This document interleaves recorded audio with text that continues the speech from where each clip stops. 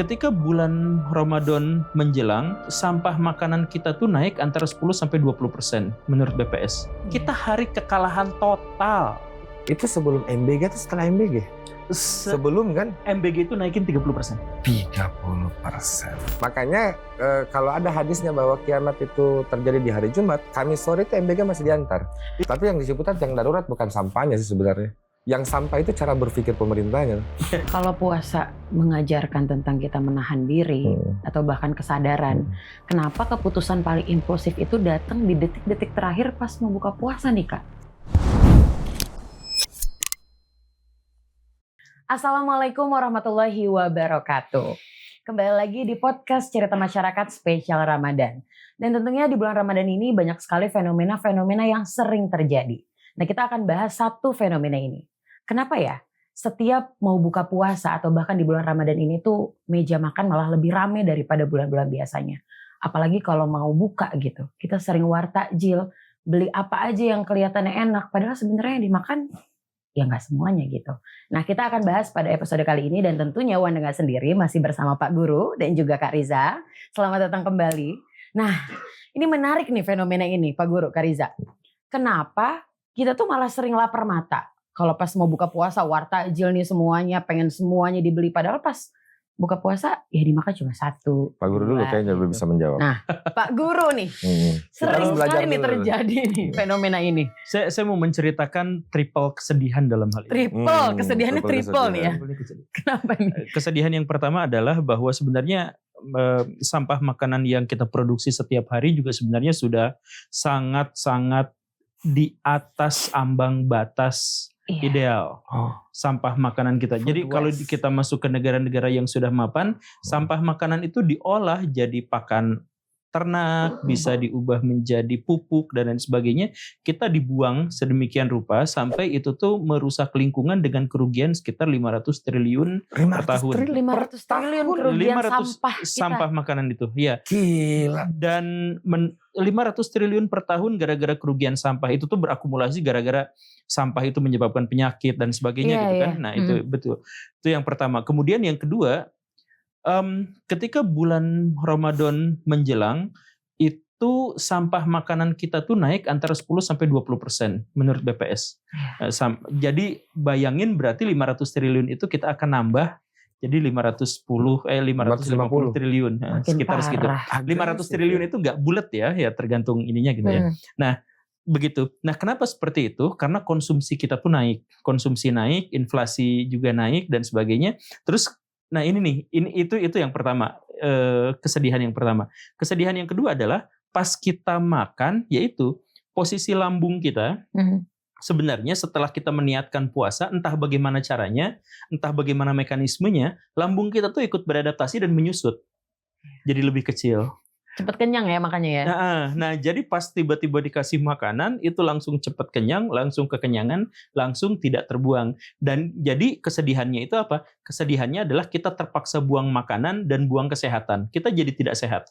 Gara-gara. Jadi kita menjadi lebih tidak sehat itu adalah karena bayangin aja, beres sahur kita makan kemudian langsung tidur, biasanya kebiasaan kita ya. Lalu baru bangun jam 8 dan kemudian mengatasnamakan ibadah, jam ke kantor juga pindah jadi jam 8 ke jam 9 gitu kan. Sebenarnya untuk mengakomodasi kemalasan kita. Tapi kemalasannya pakai atas nama agama. Nah, setelah itu di kantor juga kita banyak tidur lagi, itu juga mengatasnamakan agama. Kemudian wartajil, kemudian kesana kesini dan sebagainya. Itu udah mengganggu kesehatan, siklus tubuh kita rusak, semuanya itu menjadi tidak baik-baik saja.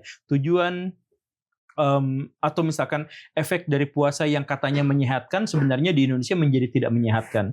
Ditambah lagi dengan propaganda, berbukalah dengan yang manis gitu. Kesedihan yang ketiga adalah sampah makanan kita terbuang percuma itu gara-gara apa?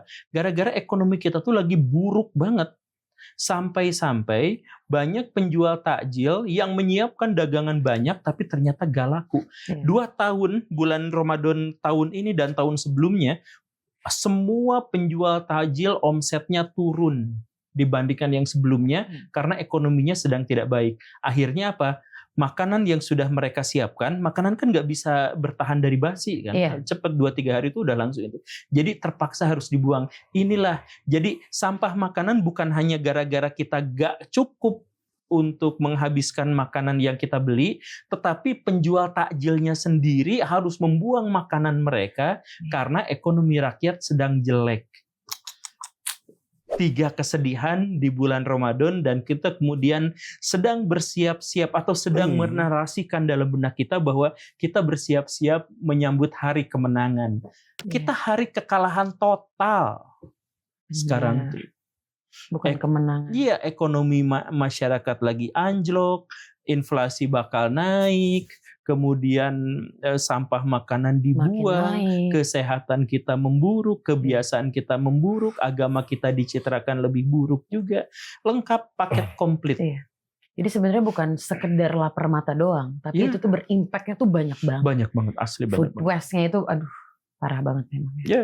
Kak Riza, gimana? Saya Kak Riza? justru kaget kalau 500 T itu Iya. itu sebelum MBG atau setelah MBG? Sebelum kan? MBG itu naikin 30%. 30%. Ya, dan Bahkan naikin 30%. Iya. ya 25 sampai 30%. Jadi pasti angka 500 triliun itu kan angka yang kemudian dihitung sebelum pemerintah menjalankan Betul. program makanan Iya, kan. Apalagi ini sekarang eskalasinya ada program makanan Iya. gitu. Mm-mm. Yang walaupun Iran dengan Israel sudah saling perang, kita masih berpikir bagaimana mendistribusi MBG saat Lebaran kan. Iya. Iya. Dan tidak boleh stop. Iya, Nggak boleh dan nggak puasa. ada libur. Puasa ya Iya. Lebaran lanjut. Lanjut. Orang Makanya- mudik ke Jawa Tengah, Jawa Timur, Nah, itu orang nggak di Jawa tahu Barat tuh. tetap dikirimin Betul, MBG. keren. Makanya kalau ada hadisnya bahwa kiamat itu terjadi di hari Jumat, Kamis sore itu MBG masih diantar. Iya.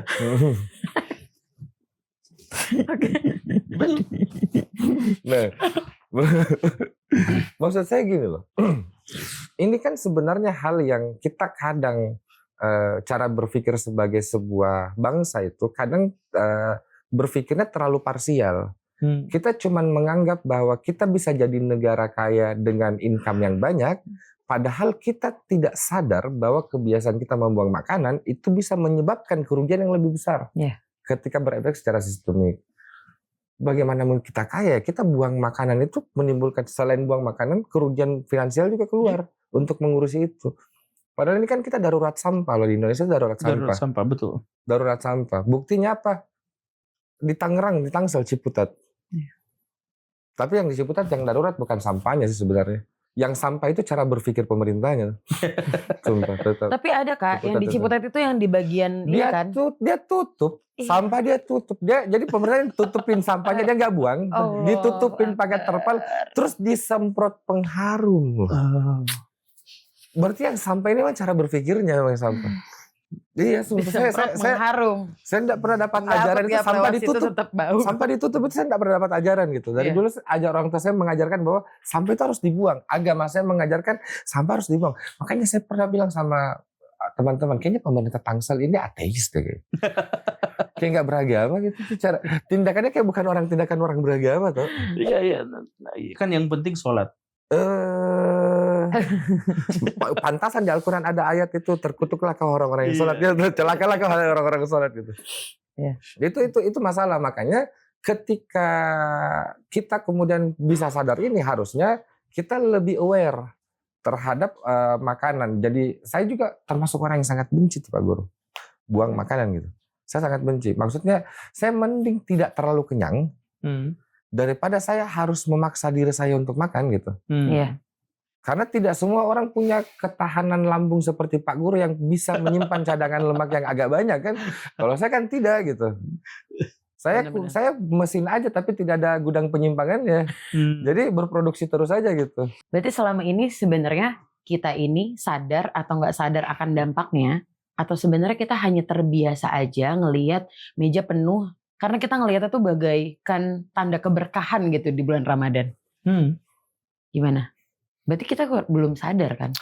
Ya, berkah tuh sebenarnya bukan terletak pada bulannya, tapi terletak pada apa yang kita lakukan di bulan itu. Iya, benar. Jadi makanya dulu tuh ada percakapan folklore lah, tapi mengatasnamakan sahabat-sahabat Nabi.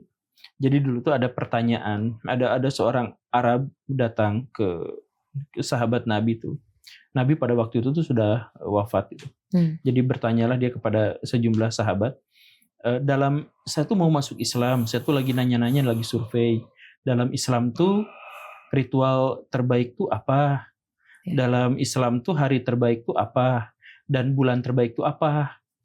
Nah, kemudian semua sahabatnya kompak jawabannya tuh sama. Dia survei ke semua sahabat tuh jawabannya tuh sama. Jadi ritual terbaik itu adalah sholat. Kemudian hari terbaik itu adalah hari Jumat. Dan bulan terbaik itu adalah bulan Ramadan. Sampai satu waktu dia ketemu sama Ali bin Abi Thalib. Ditanya. Nah, ternyata jawabannya beda. Orang ini tuh jawabannya beda. Ali bin Abi Thalib itu ditanya, apa hari terbaik gitu? Atau apa ritual terbaik itu? Ritual terbaik itu apapun yang diterima sama Allah Subhanahu wa taala. Lah curang jawabannya. Kok gini ya? Ya tapi benar. Jadi jawaban ibadah yang terbaik itu adalah ya yang diterima. Oke, kalau gitu bulan terbaik itu apa? Ramadan kan? Bukan. Bulan terbaik itu adalah bulan di mana kita paling sedikit berbuat dosa. Paling banyak bermanfaat dan berpahala. Oh gitu ya. Jadi mau di luar Ramadan, mau di dalam Ramadan nggak jadi masalah. Di luar Ramadan kalau kita sedikit melakukan kesalahan itu adalah bulan terbaik kita. Nah, jadi dan apa hari terbaik kita? Hari terbaik kita itu adalah ketika kita menutup kehidupan dengan cara yang paling baik. Husnul khotimah ya. Nah, jadi jawaban ini tuh harusnya kita pahami ya, sekali lagi ya, ini mah anggaplah cerita rakyat gitu yang mengatasnamakan sahabat. Tapi ini tuh sesuai dengan prinsip-prinsip dan nilai-nilai Islam, bahwa dalam Islam tuh sholat tuh terkutuk bagi orang yang begini, terlaknat gitu ya, bagi orang yang begini dan begitu gitu. Puasa tuh terlaknat bagi orang yang begitu dan begini gitu. Jadi intinya adalah Ramadan ini tuh bisa jadi berkah tuh ya kalau kita memang menjadikan bulan ini sebagai bulan berkah. Tapi kalau misalkan tidak ya tidak gitu. Jadi abaikan soal keberkahan dan lain-lain kalau misalkan kita memang tidak mau mencapai keberkahan itu. Iya, fokusnya memang di apa yang kita lakukan sebenarnya. Iya, benar. Kak Riza gimana Kak Riza? Nah, ini yang biasa saya sampaikan ke orang. Gini. Kalau kita melihat segala sesuatu khususnya tentang narasi atau diskursus yang bukan matematik dan fisika itu, bukan sains lah, kita harus paham itu bahwa ada dua dimensi pada diskursus itu. Ada dimensi eksoterik dengan esoteris. Gitu. Eksoterik itu adalah tampakan dari luarnya, esoteris itu adalah makna yang kemudian ingin diceritakan dari situ. Contoh sederhana, kenapa kemudian ketika digambarkan penggambaran surga dalam agama itu adalah pohon-pohon tropis, sungai yang mengalir dan segala macam. Kenapa? Karena surga lagi diceritakan kepada orang-orang yang cuma tahu bahwa dunia itu gurun pasir. Kan gitu. Makanya itu akan menjadi sebuah kerinduan.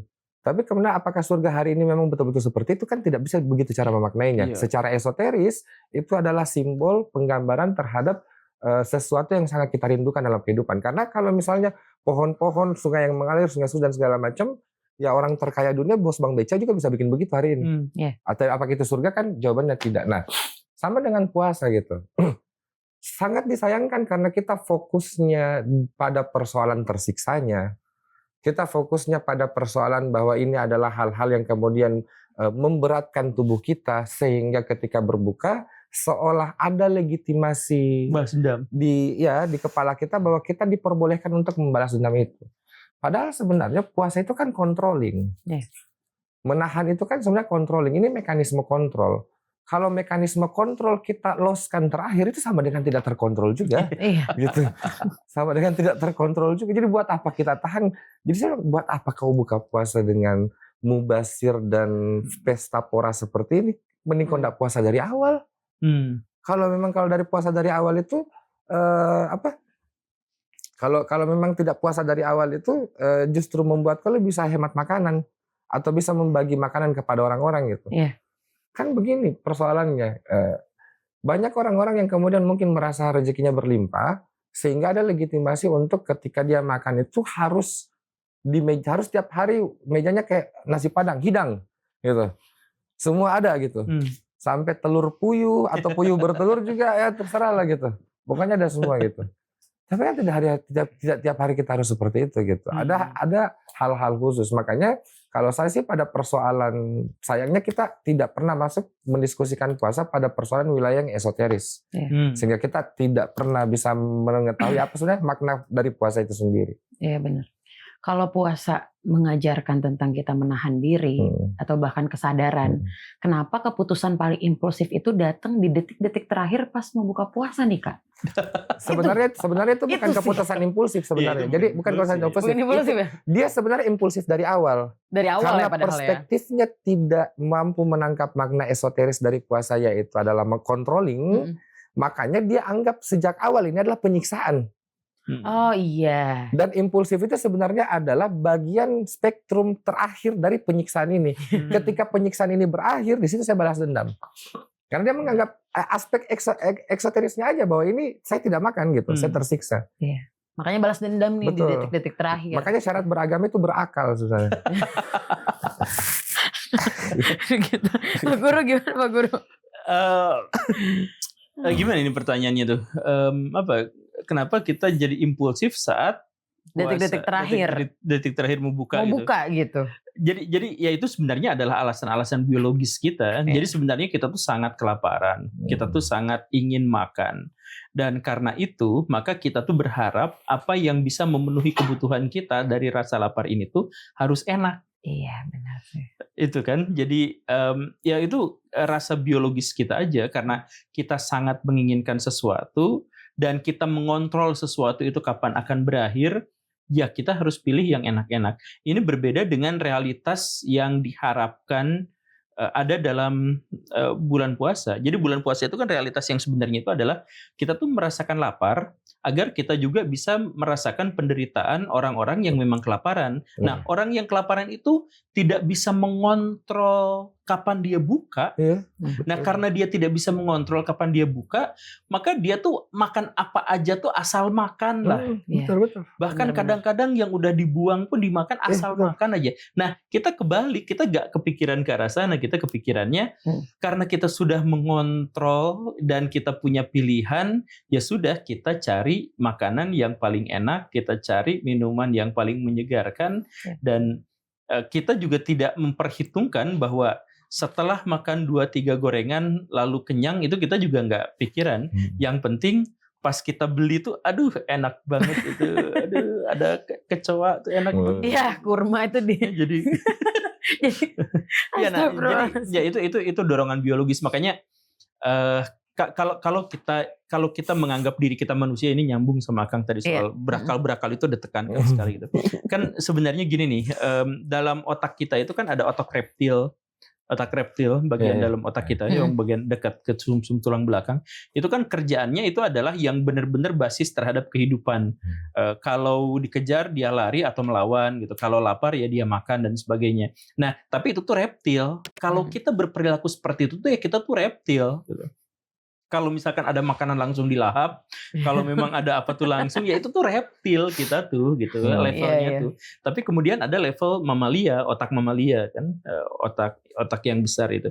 Nah, yang melingkupinya. Nah, di situ tuh sudah ada pikiran rasional. Jadi otak reptil tuh kalau Akang ini ngegebuk saya akan lari atau saya balas. Kalau otak mamalia, saya berpikir, lihat dulu berat badannya kira-kira bisa saya tangani nggak? Kalau bisa ya gebukin langsung, kalau nggak bisa saya bawa alat. Itu otak mamalia. Otak manusia lebih atas lagi. Kenapa saya harus ngebales?